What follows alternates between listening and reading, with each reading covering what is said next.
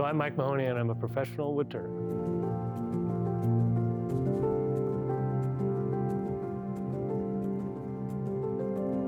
How I met Carter & Sons was, we met at a symposium in 2016, I believe. To have my own signature line of tools is fantastic because I have ideas for tools and designs, and it would be really difficult for me to do it myself because I don't have that skill set. And so having Carter & Sons out there that knows what I want, and I could show them a design and they could make that happen. That's spectacular. I've got this nice piece of Claro walnut here we're gonna make our holoform from. When you look at the polished flutes, the edges, the tool steel, I don't think anybody's making anything like it.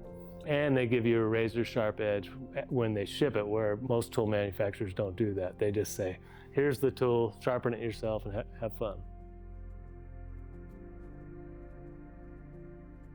What's the difference between art and craft? And it's a hard answer because there are no right answers. But the way I look at it through my perspective as a craftsperson, because I am a craftsperson, I don't do art per se. There might be art in the things that I do, maybe the way I cut, maybe the way I shape things, all that comes together.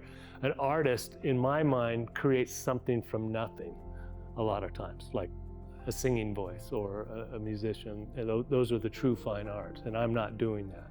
I was at a winery the other day, and these people recognized me, and they said, "Oh, Guy, you're such a great artist." And I was like, "Oh no!" I was defensive when they called me an artist because I really would rather be thought of a craftsperson, because I see a lot of art in the world that has no craft. As a professional salad bowl maker, I learned to make a bowl the easiest way between 2 points, and if you didn't, you were losing money. So the tools, all those things, my memory, my muscle memory, all those things made me a craftsman. I've made tens of thousands of bowls and not one of those bowls has ever been the same.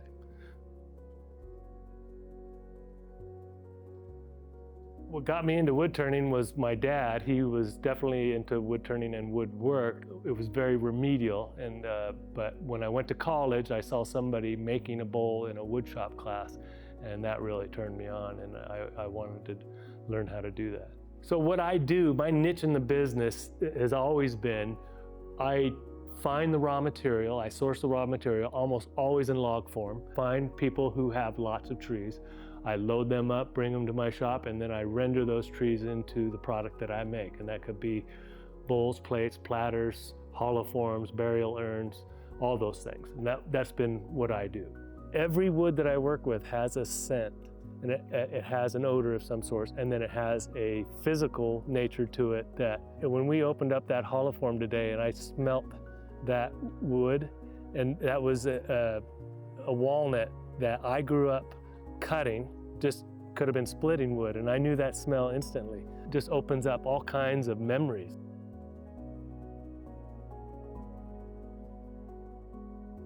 So if you look down the driveway here, you'll see a bunch of different walnuts, but on the left side there, of course, is olives. These are basically a science project where I've cross-pollinated 2 species of walnuts, and it made a seed, and then this seed, I planted 4 seeds there in the ground.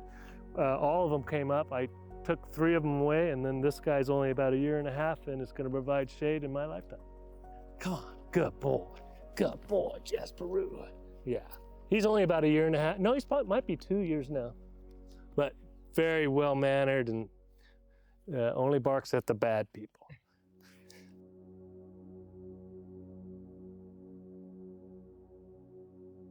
I have a shop on my property that's about, 500 steps from the house, and that makes for a perfect location, and I can see the house from where I work, and if my wife needs me during the day, she can come down and get me, and it's just a great place. So what we do here, besides woodwork, is we grow our own food. We freeze it, dry it, can it. Again, another hedge against bad times. We don't know it. We've never seen it before, but it's just a good way to live, I think. Just hard work. You wake up early in the morning and, feed the dogs, feed the chickens, and go prune trees, mow grass. We have to mow grass because of fires here. We've got acres and acres, as you can see, to mow every year. So what we do here is we just enjoy a quiet life. Obviously, no neighbors. You know, I don't know if I'll ever move back to a city. I hope not, but it might happen. We want to stay here till we're 80, and I don't know if we can do that. So this is our house, this comedic rendering of our house from a favorite artist of ours. And then that's our cabin in the woods there. And that's an actually good rendition. It looks just like that. But my wife's cats, and there's a rattlesnake in there. And just represents just about everything that goes on here. So the best part about the Carter & Son Tools business are the people in the store, because Dave and Paul are going to listen to anything you ask. And they're gonna, if you wanna learn how to sharpen a tool, they're gonna tell you how to sharpen a tool, or they're gonna lead you to a video to watch and do those sorts of things. Anything with cells, they're gonna make right. They're just good all around people. I love what I do. I especially love to make things that people use. And that fulfills me as a craftsperson, because if you're at home eating off a dinner plate that I made, that's magical for me, because it's not only a useful thing, it's also pretty. And it's, of course, it's wood, and wood is what I love.